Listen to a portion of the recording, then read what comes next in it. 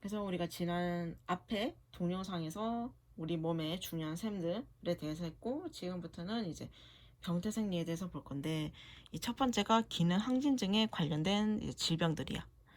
그래서 처음을 보면은 이제 거인증과 말단 비대증이 있어. 이 거인증과 말단 비대증은 이제 성장 호르몬의 과잉에 의해서 일어나는데, 이 뼈끝의 연골판이 폐쇄되기 전에 이 성장 호르몬이 과잉으로 분비됐다면 이것은 뇌하수체성 거인증으로 이제 발병을 하게 되는 거고, 이제 뼈끝에 있는 연골판이 폐쇄된 후에 이 호르몬이 과잉으로 분비가 됐으면 이것은 말단 비대증으로 이제 병이 발생하게 되는 거야. 그래서 기전이 약간 차이가 있지, 얘들아. 그리고 이제 쿠신병. 얘들아, 우리 쿠신병도 많이 들어봤지 않니?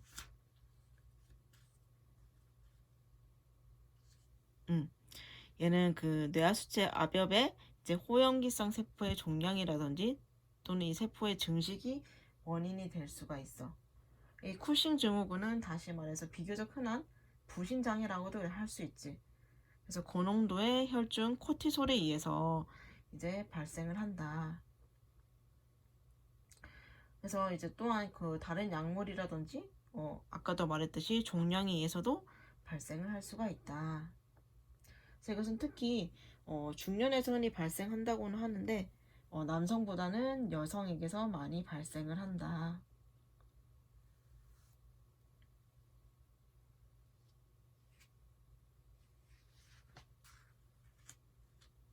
그래서 이 쿠싱 증후군의 큰 특징이 뭐니 얘들아? 문페이스 들어봤니? 그치, 달덩이 얼굴이 이 가장 큰 특징이고, 최초의 증상은 체중 증가야. 특히 체간이라든지 얼굴, 목에 나타나는 게 특징이고, 아까도 말했듯이 문페이스가 여기에 해당이 될 수가 있어. 그리고 티록신의 기능 항진과 관련 있는 게 그레이브스 병이지, 얘들아. 갑상샘 기능 항진과 관련 있는 것이 그레이브스 병이고, 이 갑상샘 중독증의 95% 이상이 그레이브스 병 때문이야. 그래서 이 병 또한 이제 유전적 소인도 약간 있다고는 해. 그리고 이 그레이브스 병도 이제 남성보다는 여성에게서 이제 더 흔히 발생하고, 주로 청년기 20대, 30대 이 나이대에 발생을 한다고 해. 그래서 얘 증상을 보면 이제 갑상선에 그 포함된 증상 중에 하나인 뭐 초조, 심리적 불안, 불면증, 또 열내성이 약해지고 뭐 체중 감소도 있고 여러 가지가 있는데, 특징적인 게 하나가 심장 병력이 없이 새로 발병한 심방세동이 특징이야. 이 그레이브스 병에서. 그래서 이 기본적인 특징적인 것들을 알아두면 좋을 것 같고, 앞에서는 기능 항진에 대해서 했다면 이 뒤에서는 기능 저하에 대해서 한번 볼 거야. 뇌하수체성 난장이라는 병이 있는데, 이 소화기에 있어서 이제 뇌하수체 압엽이 발육 부전이 돼서 종양에 의해서 파괴성 변화가 있으면 이 압엽 호르몬의 분비가 또는 저하되거나 결핍이 돼. 그러면 이때 신체 발육이 지연이 되고 육체적으로는 어린이 상태로 머물게 되는 거야. 그림 보면 이렇게 어린이 상태로 머물게 되는 거고, 그 다음에 뇌하수체성 악액질이라는 게 있어. 얘 또한 뇌하수체 기능 부전으로 인해서 발생을 하고 체중 감소 이렇게 일어나고 조로가 나타나는 것이 특징이야. 그리고 그 다음으로 보아야 할 것은 크레틴병. 이것도 얘들아 많이 들어보지 않았니? 그치. 얘도 선천성으로 이제 갑상선 호르몬이 결핍이 됐을 때 발생을 한다. 그래서 이 크레아틴 병이며 이러한 게 증가인지 감소인지 이거를 좀 구분해서 알고 있었으면 좋겠어. 그 다음으로 넘어가면 점액수종. 얘도 이제 고도의 갑상샘 호르몬의 결핍에 의해서 발생을 한다. 그래서 원인으로 보면은 얘는 만성 갑상샘염의 말기 증상으로 나타나기도 하고 또는 종양 또는 갑상샘 적출에 의해서 발생을 하기도 한다. 그래서 이 점액수정의 특징이 건조한 뭐 머리라든지 또는 눈썹이 가쪽이 이제 얇아져 있다거나 또는 눈 밑으로 이렇게 부종이 일어난다거나 또는 피부도 되게 말라 있어. 이런 것들이 점액수종의 특징이라고 볼 수가 있다. 그리고 이제 우리가 아까도 말했듯이 이자의 이상이 있을 때 당뇨병이 나타나게 되는데 당뇨병은 이제 인체 내에 있는 인슐린의 부적절한 활동이 특징적이다. 그래서 보면은 당뇨병은 과도한 소변 생성을 뜻하는 말이고 이 다이아비리 멜리투스가 당뇨병인데 왜 당뇨병이 이 단어인가 하면 이 다이아비리치가 흘러내리다 또는 통과하다라는 뜻이고 그리고 멜리투스가 소변 내에 당이 존재한다는 것을 뜻하는 거야. 그래서 달콤한 이란 뜻이기도 해.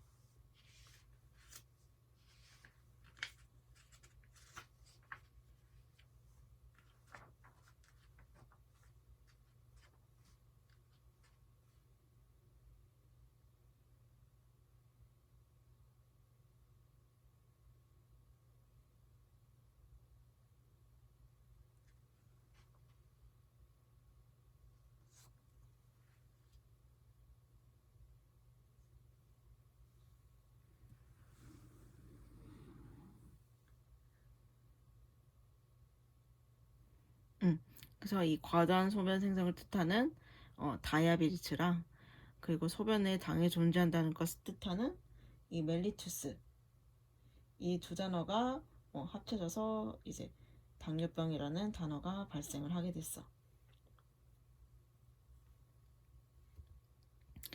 그렇다면 이제 인슐린이랑 글루카곤 호르몬의 효과를 한번 볼 건데 인슐린은 혈당이 높을 때 이제 발생하지. 왜냐면 혈당을 낮추려고. 그리고 글루카곤은 혈당이 낮을 때 높이기 위해서 이제 나오는 호르몬이지. 그래서 표적 조직에서의 역할을 보면 인슐린은 모든 세포의 포도당 흡수를 증가시키고 간에서는 글리코겐, 단백질, 지방 생산을 증가시키지만 글루카곤은 간에서 글리코겐을 분해시키는 역할을 한다. 그래서 우리가 그 당뇨의 3대 증상이 흔히 들은 게 있지. 당뇨, 다갈, 다식. 그리고 이외에도 뭐 체중 감소라든지 허약이 있는데 이 물을 많이 마신다는 게 정말 어마어마한 물의 양이더라고. 예전에 그 소아 당뇨 환자가 왔었는데 어느 날부터 되게 목이 엄청 마르더래. 그래서 이제 그럼 대략 어느 정도 먹었냐고 하니까 적어도 하루에 5리터 이상은 마셨다는 거야. 그래서 1형이랑 2형으로 나뉠 수가 있는데 1형 당뇨병의 특징이 뭐니 얘들아? 인슐린이 없는 거야. 그리고 2형 당뇨병은 인슐린이 제대로 작용을 하지 않는 거야. 그래서 1형이랑 2형이랑 이 큰 차이를 알겠지?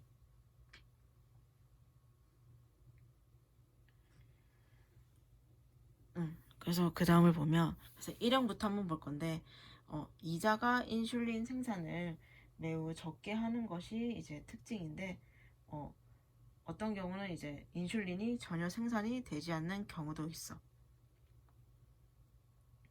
그래서 이 진단받는 평균 연령이 낮기 때문에 제1형 당뇨병을 흔히 유년 발병형 당뇨병이라고 부르기도 해. 또한 이제 이 포도당 항상성을 유지하기 위해서 이제 인슐린 주사를 필요로 하기 때문에 이 질병을 인슐린 의존성 당뇨병이라고도 해. 왜냐면 인슐린을 계속 맞아야 하기 때문에. 그래서 IDDM이라고 하는 거고 이 제1형 당뇨병이 2형보다 더 위험하다고 해. 그리고 이 일형 당뇨병에 있어서 중요한 요인은 유전이야. 불분명한 경우도 있지만 중요한 원인은 유전이고, 그 밖에도 이제 뭐 바이러스 감염이라든지 또는 베타세포에 대항하는 자가항진 생산이라든지 또는 유전으로 확인된 이제 베타세포의 조기 파괴 모두 가능성이 있는데, 계속 베타세포가 나오지. 즉 이 베타세포의 파괴가 직접적인 원인이 되는 거야. 그래서 제1형 당뇨병에 이제 적절한 양의 인슐린을 투여하지 않으면 이제 혈당이 상승하고 그에 따른 합병증이 발생을 하는데, 이것이 이제 당뇨병 케톤 산증이라고 할 수가 있어.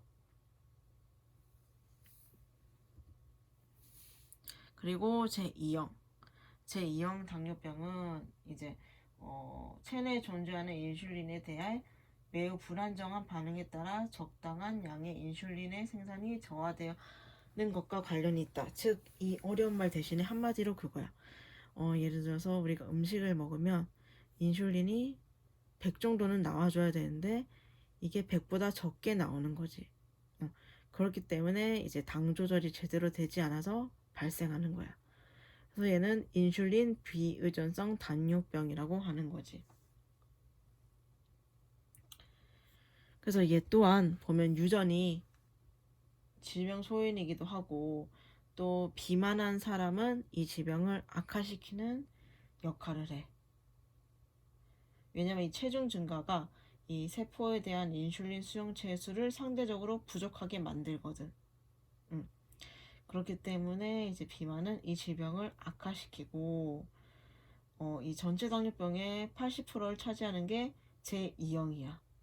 그래서 제1형 당뇨병보다도 훨씬 더 흔하고 위험도 덜해. 그래서 이 또한 이제 제2 당뇨병도 이제 치료를 하지 않게 되면 이제 고혈당 증상을 보일 것이고, 합병증으로 당뇨병 케톤산증이 나타날 수가 있어. 같은 말로 고삼투성 고혈당 상태지. 이 합병증이 일어날 수가 있다. 그래서 우리 프린트에 보면은 조금 있다가 같이 볼 건데, 여기 보면은 이제 이 당뇨병 케톤산증이 아까 뭐랬니 얘들아? 제1형과 관련된 심각한 합병증이라고 했지. 그래서 이제 인슐린 결핍이 심해질 때 나타나게 되는 거고, 심한 당뇨병의 초기 증상이라고 할 수가 있어.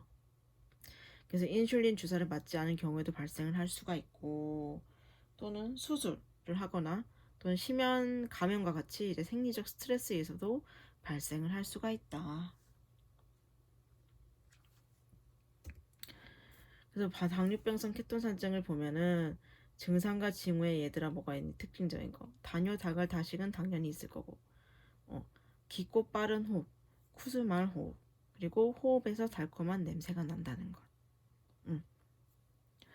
그래서 보면은 쿠스마을이 뭐니 얘들아? 우리 이거 관리학에서 배웠을 거야. 깊고 빠른 호흡이지. 그래서 당뇨병 케톤산증 환자에서는 이런 호흡이 보이고 달콤한 냄새가 나. 호흡에서.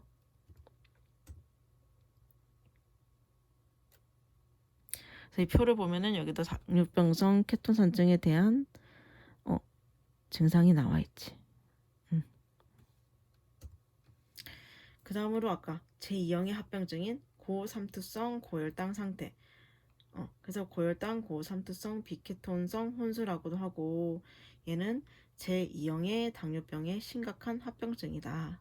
그래서 얘는 인슐린과 글루카곤이 모두 활성화된 상태야. 그래서 지속적인 고혈당증이 심한 탈수를 일으킬 정도의 삼투성 인륜을 야기하고, 수분 섭취가 소실된 체액에 비해 충분하지 못할 때 이제 발생을 한다.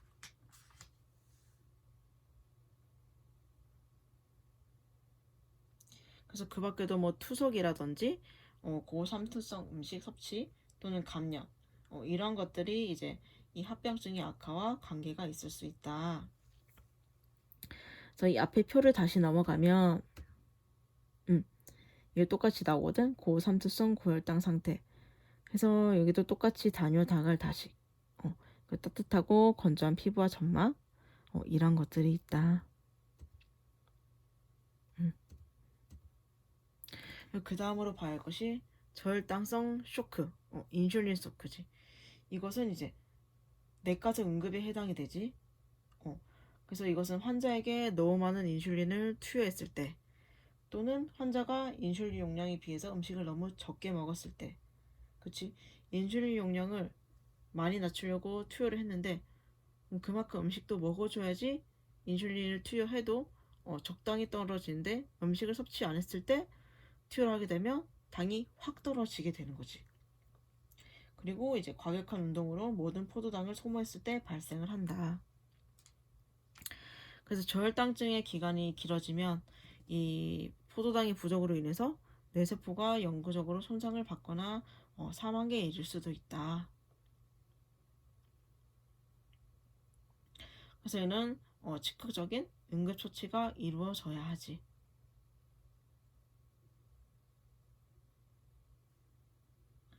그래서 만약에 저혈당증, 인슐린 쇼크가 이제 나타났을 때 매우 수준까지 혈당이 매우 낮은 수준까지 떨어지게 되면 환자는 저혈당 발작을 일으킬 수도 있고 혼수 상태가 될 수도 있어. 그렇기 때문에 이제 저혈당증이 의심되는 경우에는 초기 평가를 굉장히 빠르게 수행을 해야겠지. 그리고 여기까지가 이제 이 당뇨에 관한 얘기였고, 이 다음에 우리가 볼 게 내가 앞서 말했듯이 갑상샘 기능 장애에 대해서 이제 한 번 더 언급하고 넘어갈 거야. 갑상샘 기능 장애는 이제 갑상샘 기능 항진증도 있고, 갑상샘 중독증도 있고, 갑상샘 기능 저하증도 있고, 아까 점액수종도 있었지. 그래서 거기 해당되는 게 이제 뭐 그레이브스 병이라든지 그 밖에 또뭐 쿠싱 증후군, 점액수종, 그다음에 발작,